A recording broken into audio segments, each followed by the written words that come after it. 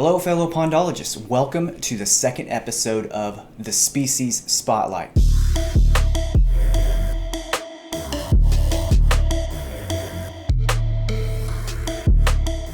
In this series, we are doing a deep dive into the specifics of managing some of the most exciting and sought after fish for your pond. You'll get specialized knowledge and my own tried and true strategies. Whether you're dreaming of dinner plate crappies or a hard-fighting smallmouth bass fishery, you'll have exactly what you need to confidently manage your pond. We'll be getting into the nuts and bolts of each species.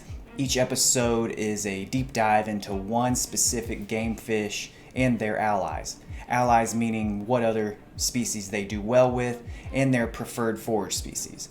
We'll cover their unique needs, stocking strategies, how to create their perfect habitat, and how to manage their populations to reach your goals. Remember, goals give direction, but systems make progress. And for each species, we've got a management system for you. So make sure that notepad is handy because we're jumping right into the secrets of growing your dream fishery. In this episode of the Species Spotlight, we will be covering the channel catfish, Ictalurus punctatus. These guys are adaptable, fun to catch, have a unique flavor, and can thrive even in smaller ponds where other fish might struggle. Compared to other fish species, they can tolerate a wide range of water qualities, like very turbid conditions, and they readily and very cooperatively eat supplemental fish food. They might seem like a great addition to your pond, but it is important to know their side effects and the impact they can have on other fish species and your water quality. I highly suggest thinking twice about stocking them if you have goals of growing like a quality largemouth bass population.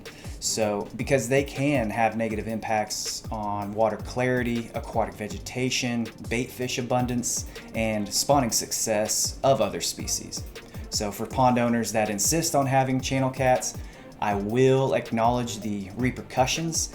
And if they have more than one pond, I'll suggest stocking only one of the ponds with catfish while leaving them out of the other ponds. So with that being said, and knowing the implications of stocking catfish, let's learn how to manage them.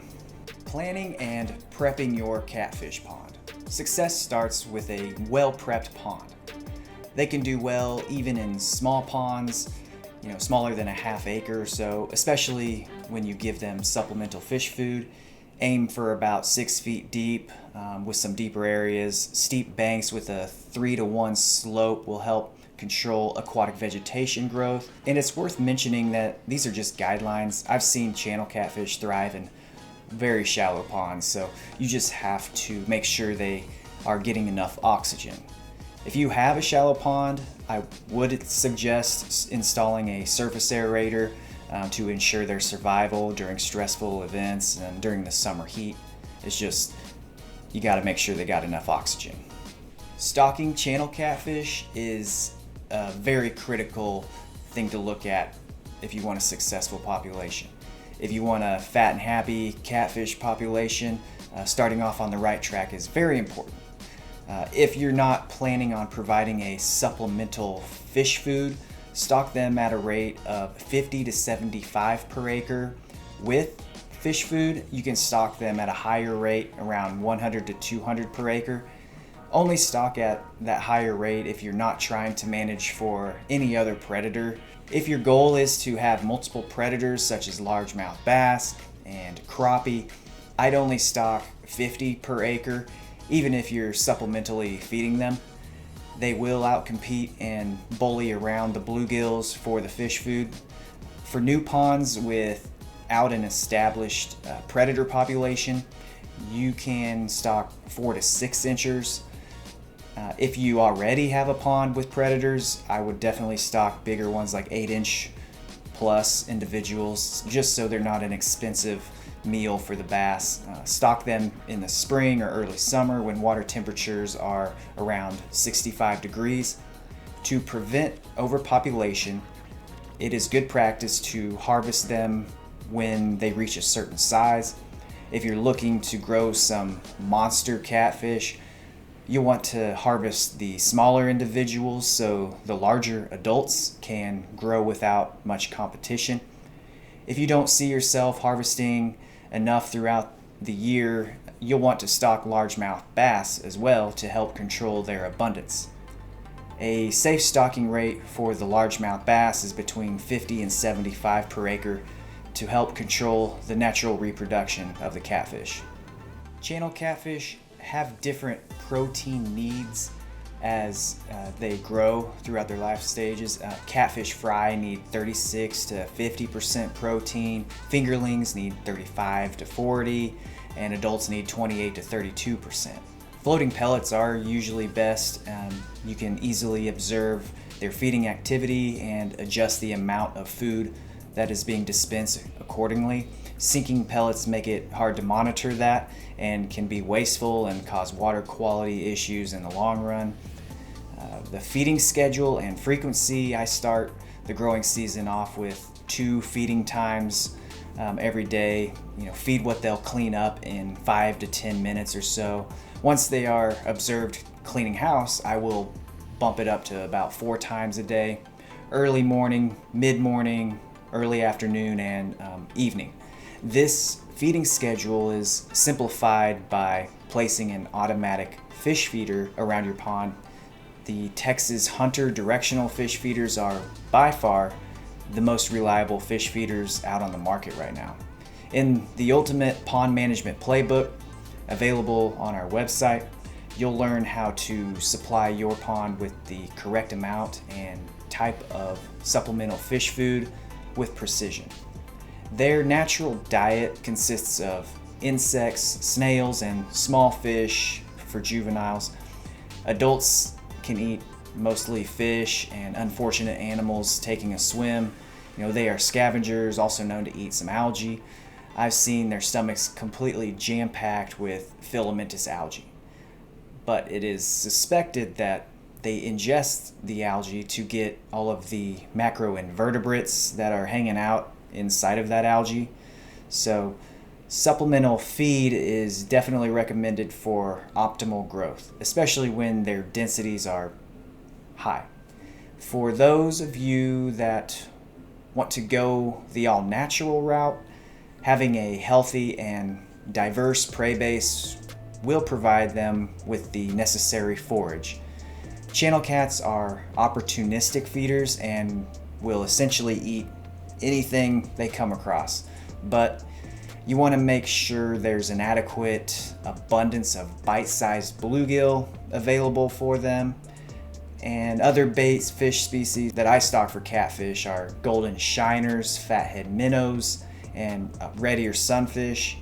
The red ears will actually help control the snail population, and snails are a main vector for a lot of fish parasites and diseases. So if you notice a lot of nasty parasites in your catfish flesh or in the visceral contents surrounding the intestines, stock red ear sunfish, and they will help decrease the amount of snails, ultimately decreasing the one of the life stages of the parasites and diseases. So before we move on, I want to cover a common misconception about how fish taste when they've been fed a supplemental fish food. And this goes for all fish species that are on a supplemental fish food. The misconception is that fish that eat the supplemental fish feed don't necessarily taste as good as the fish with a natural diet. This is false. I was skeptical as well when somebody told me that. So much like everything, I have to see it to believe it or taste it myself to believe it. I've tried feed-trained bass, bluegill, and channel catfish that have been fed and not fed, and I couldn't tell a difference whatsoever. The main goal is to feed them a premium fish food and it won't give them a foul taste. I think the misconception comes from people that have fed their fish dog food or cat food or the cheapest bag of catfish food they could buy from their local farm and ranch store. So if you've had the same experience or a different experience, let me know in the comments and I'd love to hear your thoughts. Let's be honest, channel catfish can survive in almost any pond, no matter what the water quality is like, with the exception of a chlorinated pool. So if you have any other fish in your pond that are surviving, chances are catfish will do just fine as long as there's enough oxygen. Their habitat preferences are similar to bass, but they can do well without any habitat. If you are trying to get some recruitment from your catfish, some excellent spawning structures include concrete riprap, culvert, old milk cans, or anything with a cavity, as they're considered cavity spawners. So place these spawning cavities in 2 to 5 feet of water. They are one of the later spawners, usually in water temperatures between 70 and 80 degrees.